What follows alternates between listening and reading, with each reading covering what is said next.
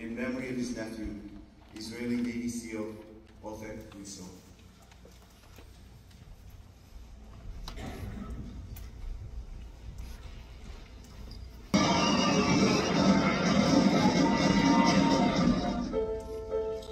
Dear community members, every year, for as long as I can remember, Memorial Day has been an extraordinary day for me.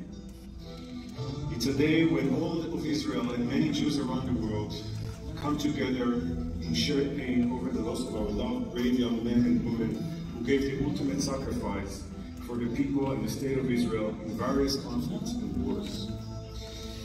But this year, this day holds an especially difficult significance for me and my family. To our deepest sorrow, we have joined the grieving family this year. Ofek Rousso, my nephew, was killed in the early hours of the morning of October 8th.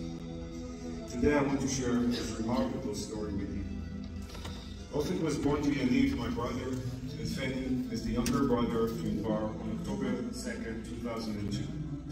With blonde hair, blue eyes, a shy smile, such a beautiful, pure child. From a young age, Ofek stood out in everything he did.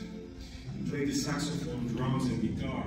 He excelled in karate and won international competition in martial arts. He even became a professional in challenging skateboarding. Like many of his friends, as he approached the end of high school studies, Ofek began to think and plan his military service. Out of the many potential options available to him, Ofek sought the most challenging and meaningful service, where he could give his utmost Shayefet 13 Naval Commando, which is equal to the Navy SEALs. It is an ultra-elite unit that very few are accepted into, and even many fewer complete its rigorous course, which lasts almost 2 years. While still in high school, Ofek began to prepare himself for the immense challenge. He participated in preparations and training while greatly improving his physical fitness and mentally preparing himself for the expected hardships.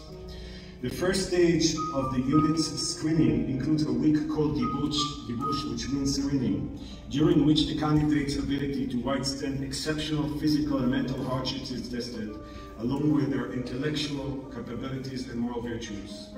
Out of 27 candidates in his group, already very highly motivated and capable, Ofek was the only one to be accepted to begin the Navy SEAL course. Almost 2 years of challenges and incomprehensible hardships, facing extreme cold, grueling marches with heavy loads on their backs, counter-terrorism warfare, exercises, survival in extreme conditions, hours-long combat dives, constant lack of sleep, very strict discipline, and so much more. While many dropped out during the course, Ofek went through it with outstanding success. As he told me many times during the course, he never considered resigning, not even for one single moment. So hard to think of it now that less than a year ago, in June 2023, the course end ceremony was held. Ofek was certified as a Naval Commando fighter. It was the happiest day of his life, a day of extraordinary satisfaction and fulfillment. Parents, sister-in-law, girlfriend Ronnie, and grandparents attended the graduation ceremony, which was honored by the Minister of Defense. Just less than a year ago, the future seemed so bright. The whole world was open to him. He was a young man with exceptional abilities, determination, iron will, and realization of a dream that so few achieved. He was admired by his friends, loved by his girlfriend, and appreciated by everyone who got to know him. But reality changed everything. 5 days after celebrating his 21st birthday, it was October 7th. As fate determined, that day, Ofek remained on call at the commando base with a handful of commando soldiers. In the early morning hours, as news about what was happening in the Gaza border communities began to pour in, Ofek and about 2 to 3 other commando soldiers were immediately dispatched to the scenes of death. Upon arriving, their mission was to go from house to house, room to room, courtyard to courtyard, and extract people, women, elderly, and children from the clutches of the murderers. There were only very few who faced hundreds of terrorists eager to kill, rape, burn, and slaughter anyone that they encountered. One of his unit comrades who was with him during those hours told me during the Shiva that when they entered the first house, they saw the sight of a couple and their 3 young children lying on the floor in pools of blood after being shot at close range. It was a moment both shocking and chilling. Although there was a fire all around, all 3 of them paused for a second. Only then did they realize, they understand the hell that they had entered. For many hours, Ofek and his comrades engaged in close quarter combat with overwhelming numerical inferiority. They succeeded in killing many terrorists and rescued dozens of civilians, babies, children, women, and elderly, all under continuous gunfire. Utter chaos and terrifying scenes of entire families burned alive. At 2 a.m. on Sunday, October 8, a call from a nearby house that an IDF officer was shot and critically wounded.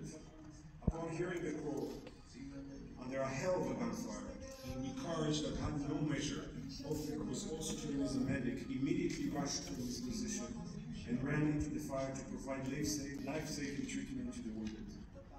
Shortly after reaching the officer, Ofek was shot by a burst of short-range fire. He was killed on the spot. The officer's life was saved. Ofek's body was evacuated from the scene. Still, with the chaos and the presence of many hundreds of bodies, the identification and confirmation of his death process lasted for not less than 3 days. On Tuesday evening, October 10th, my phone rang while we were just about to finish dinner here in Calgary. My brother's name appeared on the screen. In Israel, it was before dawn. My heart skipped a beat. In a broken and stained voice, filled with the pain of a soul in anguish, Yaniv said, Ofek was killed. It was the most bitter and most difficult moment of my life. Since that moment of agony, the pain has not healed. It's a tangible physical ache that grips the stomach, the chest, and the entire body. Thoughts of what happened and what might have been different, if only. Ofek will never again see us at Friday night's meals. There will always be an empty space at the table. My youngest daughter will come to know the same. It is old or old that we won't get to know the one upon us. Ofek will no longer experience the grand trip to Australia. He and his girlfriend Ronnie had already started planning. My brother Yaniv would never get to walk Ofek down the aisle. My sister-in-law Fanny would never get to hug her grandson, Ofek's son. Ofek was one of a kind. Life will never be the same without him. It is so, so terribly sad. So many have lost their loved ones in the past 7 months. They are in endless pain. Stories of courage and heroism by young fighters who acted as real-life guardian angels to save and rescue. The people in Israel, as well as the Jews in the Golan, all these young, brave men and women are having them. Their stories of heroism and bravery will be told and taught, adorning the annals of history and passing from generation to generation. We want to tell you, Ofek, how much you mean to us, how much we appreciated you, how much we love you, how much you were a source of admiration. You had an inner calm, resilience, humility, and modesty beyond compare. You had a self-discipline, irony, maturity, kindness, tenderness, and innocence. Your life was so short, but meaningful and more deserving than the long lives of many. You were a role model and finally gave your life to save many others. A host of archangels accompany you now, along with your friends and comrades, fighters like you. The nation bows its head, acting, mourning, and embracing all of you. Ofek, you will remain our beautiful and pure angel. You are gone, but you will always. Thank you for attending and paying tribute.